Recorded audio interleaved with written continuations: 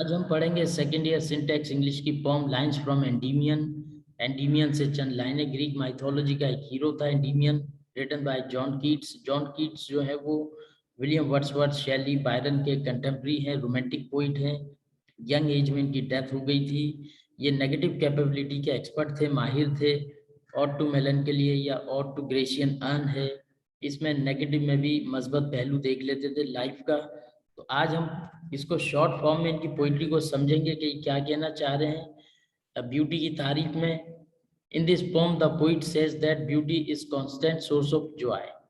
Poet के मुताबिक beauty जो है वो कांस्टेंट सोर्स ऑफ जॉय है, कभी ख़त्म नहीं होती। It's loveliness increases with the passage of time, और इसकी जो खूबसूरती है, लवलीनेस, वो वक्त के साथ साथ बढ़ती जाती है।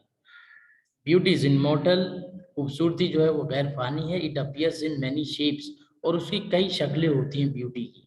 मिसाल के तौर पे the world is full of misery, दुनिया जो है खस्ता हालत में है, उसमें गम है, दर्द है। बट लेकिन the beautiful object of nature, जो खूबसूरत ऑब्जेक्ट है नेचर के, such as the sun, the moon, old and new trees and flowers, give us great pleasure and we forget our griefs. लेकिन जो खूबसूरत ऑब्जेक्ट ऑफ नेचर है, जैसे कि सूरज है, चांद है, दरख्त हैं, सायेदार दरख्त हैं, फूल है खूबसूरत, ये सब हमें दर्द और गम से बाहर आने की दावत देते हैं। अब हम इस पोइट्री को पढ़ते हैं। A thing of beauty is Joy for ever, it's loveliness increases, it will never pass into nothingness. यानी थिंग ऑफ ब्यूटी जो है वो हमेशा के लिए जॉइस यानी मुसरत का बाइस बनती है, खुशी का बाइस बनती है। और उसकी लवलीनेस से मुराद यहाँ खूबसूरती है, कभी भी ख़त्म नहीं होती बल्कि बढ़ती है, और कभी भी वो अदम में नहीं जाती। नथिंगनेस का मतलब अदम में, कभी ख़त्म नहीं होती। ब्यूटी जो है किसी ना किसी शेप में मौजूद होती है, but still will keep a Bower quiet for us. लेकिन एक खामोश सायेदार दरख्त की मानिंद होती है हमारे साथ, and a slip full of sweet dreams, और एक नींद की मानिंद होती है जो खूबसूरत ख्वाब की शक्ल में हमें आते हैं। एंड हेल्थ और सेहत की मानिंद होती है, एंड क्वाइट ब्रीदिंग, और खामोश सांस की मानिंद होती है। देयरफॉर, लिहाजा, इसीलिए, ऑन एवरी मॉर्निंग, हर सुबह, are we reading a flowery band, और हम एक फूलों का गजरा बूंदते हैं। To bind us to the earth, कि हम अपने आप को इस जमीन से जोड़ लें, कनेक्ट करें। स्पाइट ऑफ डिस्पोंडेंस, मायूसी के बावजूद, ऑफ द इनह्यूमन डर्थ, गैर इंसानी किल्लत के बावजूद, of noble nature, noble nature के साथ, ऑफ द ग्लूमी डेज, अफसुर्दा दिनों में, of all the unhealthy and over the darkened ways, और तमाम अनहेल्दी और अंधेरे वाले रास्तों से गुजरते हुए, मेड फॉर आवर सर्चिंग, हम अपनी सर्चिंग करते हैं, अपना काम करते हैं, जिंदगी में आगे बढ़ते हैं। Yes, in spite of all, इन तमाम चीजों के बावजूद, some shape of beauty moves away the pall, कि कुछ शेप ऑफ ब्यूटी मौजूद है तारीक रास्तों पे। फ्रॉम आवर डार्क स्पिरिट्स, हमारी अफसुर्दा रूहों से हम देखते हैं।